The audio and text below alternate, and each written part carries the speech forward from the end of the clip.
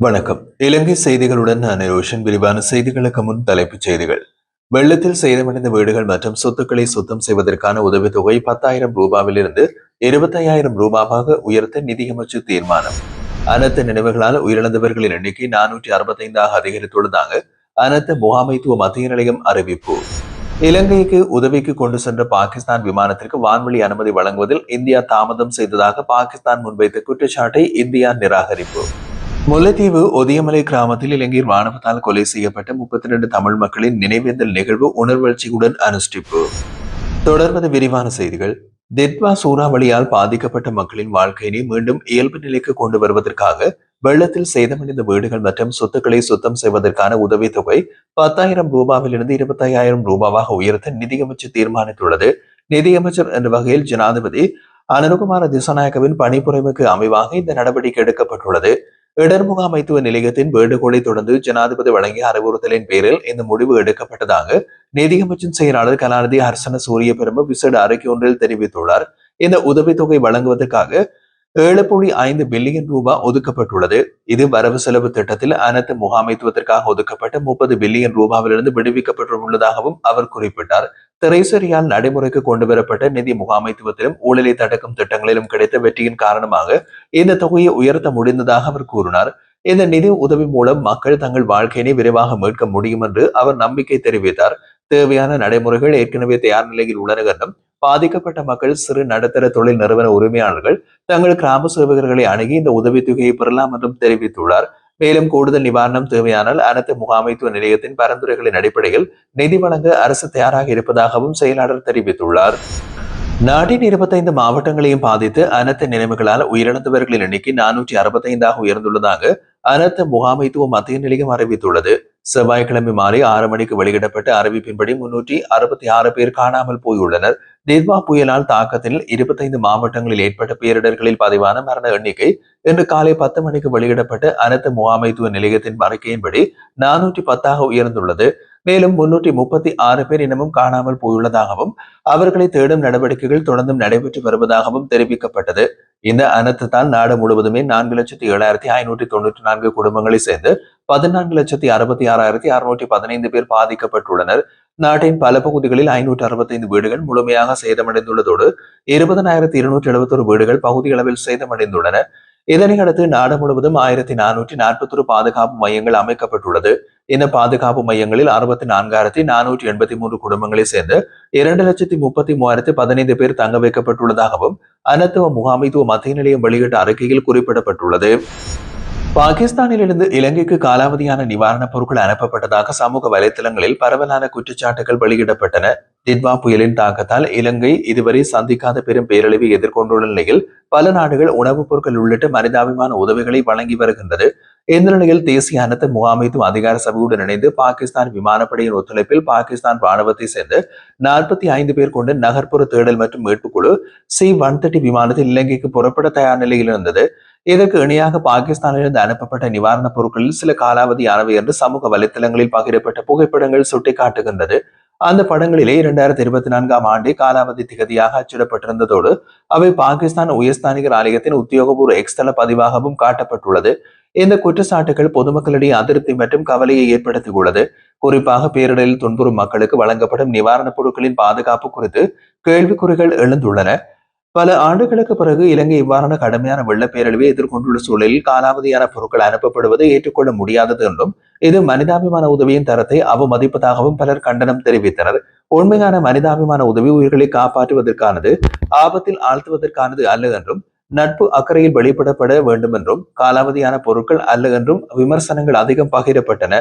இதேவேளை இலங்கைக்கு இந்தியா கொண்டு சென்ற பாகிஸ்தான் விமானத்திற்கு வான்வழி அனுமதி வழங்குவதில் இந்தியா தாமதம் செய்ததாக பாகிஸ்தான் முன்வைத்த குற்றச்சாட்டை இந்தியா நிராகரித்துள்ளது. புதுடில்லி இந்த குற்றச்சாட்டை அபத்தமானது மற்றும் தவறான தகவல் என்று விளக்கியுள்ளது. இந்திய வெளியுறவு அமைச்சின் செய்தி தொடர்பாளர் ரந்தீஷ் ஜெய்ஸ்வால் தெரிவிக்கையில், டிசம்பர் 1 மதியம் 1 மணி அளவில் பாகிஸ்தானின் விண்ணப்பம் இந்திய உயர்ஸ்தானிகர் ஆலயத்திற்கு வந்தது. பாகிஸ்தான் சமர்ப்பித்த பயண திட்டத்தின் அடிப்படையில் அதே நாள் மாலை 5:30 மணிக்கு அனுமதி வழங்கப்பட்டதாக அவர் கூறினார். இலங்கையில் ஏற்பட்ட தற்போதைய பேரழிவை முன்னிட்டு கிடைக்கக்கூடிய அனைத்து வழிகளிலும் உதவி செய்ய இந்தியா உறுதிபட செயற்பட்டு வருவதாகவும் புதுடில்லி தெரிவித்துள்ளது. டெட்வா சூறாவளி மற்றும் அதன் பின்னர் ஏற்பட்ட கடுமையான பேரிடர் நிலைமையால் பாதிக்கப்பட்ட மக்களுக்கு நிவாரண உதவிகளை பெறுவதற்காக உலக வங்கியின் இலங்கை பிரதிநிதிகளுடன் எதிர்க்கட்சித் தலைவர் சஜித் பிரேமதாச செவ்வாய்க்கிழமை கொழும்பில் உள்ள தனது அலுவலகத்தில் விசேட சந்திப்பு ஒன்றை நடத்தினார். இந்த சந்திப்பில் இலங்கை மற்றும் மாலத்தீவுகளுக்கான உலக வங்கியின் பதிவிட பிரதிநிதி, உலக வங்கியின் சிரேஷ்ட செயற்பாட்டு அதிகாரி அசில திசாநாயக் ஆகியோர் கலந்து கொண்டனர். பேரிடர் ஏற்படுத்திய உயிரிழப்புகள், சொத்து சேதங்கள் மற்றும் பரவலான உள்கட்டமைப்பு அழிவுகள் குறித்து விரிவான விளக்கத்தை எதிர்க்கட்சித் தலைவர் பிரதிநிதிகளுக்கு வழங்கினார். பாதிக்கப்பட்ட பகுதிகளில் சூழல் இனமும் நிலையற்றதாக இருப்பதையும், மக்கள் வாழ்க்கை முழுமையாக பாதிக்கப்பட்டுள்ளதாகவும் அவர் சுட்டிக்காட்டினார். இந்த நிலையில் சேதமடைந்துள்ள உள்கட்டமைப்புகளை புனரமைப்பது, மக்களின் வாழ்க்கையை இயல்பு நிலைக்கு மீட்டெடுப்பது, அழிந்த வீடுகள், சொத்துக்கள் மற்றும் தொழில் முனைவு திட்டங்களை மீண்டும் கட்டியெழுப்புவது ஆகியவற்றிற்கு தேவையான ஆதரவை இலங்கைக்கு வழங்குமாறு உலக வங்கியிடம் அவர் கோரிக்கை விடுத்தார். சமீபத்தில் நாடு சந்தித்த பொருளாதார வீழ்ச்சி காரணமாகவே மக்கள், குறிப்பாக நுண், சிறு மற்றும் நடுத்தர தொழில் முனைவோர் கடுமையான சவால்களை எதிர்கொண்டிருந்த நிலையில் தற்போதைய பேரிடர் இந்த நெருக்கடியை மேலும் தீவிரமாக்கியுள்ளதாகவும் சஜித் பிரேமதாச சுட்டிக்காட்டினார். இதனால் இந்த தொழில் முனைவோர்களை மீண்டும் சுய நினைவு அடைவதற்கு உதவிகளும் நிதி ஒத்துழைப்புகளும் அவசியம் என்றும் அவர் வலியுறுத்தினார். முல்லைத்தீவு ஒதியமலை கிராமத்தில் இலங்கை ராணுவத்தினரால் படுகொலை செய்யப்பட்ட 32 தமிழ் மக்களின் 41ஆம் ஆண்டு நினைவேந்தல் நிகழ்வு உணர்வெழுச்சியுடன் இடம்பெற்றிருந்தது. முல்லைத்தீவு மாவட்ட எல்லைப் பகுதிகளில் ஒன்றான ஒதியமலையில் படுகொலை செய்யப்பட்டவர்களின் நினைவுகூர் உருவாக்கப்பட்ட நினைவு தூபி வளாகத்தில் இந்த நினைவேந்தல் நிகழ்வுகள் நடைபெற்றன. நிகழ்வின் போது உறவினர்கள் ஈகை சுடரேற்றி நினைவு தூபிகளுக்கு மலர் தூபியும் மலர் மாலைகளும் அணிவித்து உணர்வு பூர்வமாக அஞ்சலி செலுத்தினர். நிகழ்வில் வன்னி மாவட்ட நாடாளுமன்ற உறுப்பினர் துரைராச ரவிகரன், புதுக்குடியிருப்பு பிரதேச சபை தலைவர் வே கரிகாலன், சபை உறுப்பினர் கிரிதரன், சமூக செயற்பாட்டாளர்கள் பலரும் பொதுமக்களுடன் கலந்து கொண்டனர். நினைவு தூபி வளாகத்தில் அஞ்சலி நிகழ்வு முடிந்ததை தொடர்ந்து அங்கு நினைவேந்தல் கூட்டமும் நடத்தப்பட்டது. மேலும் ஒதியமலை பிள்ளையார் ஆலயத்தின் படுகொலை செய்யப்பட்டவர்களுக்கான விசேட ஆத்மசாந்தி வழிபாடுகளும் இடம்பெற்றிருந்தன.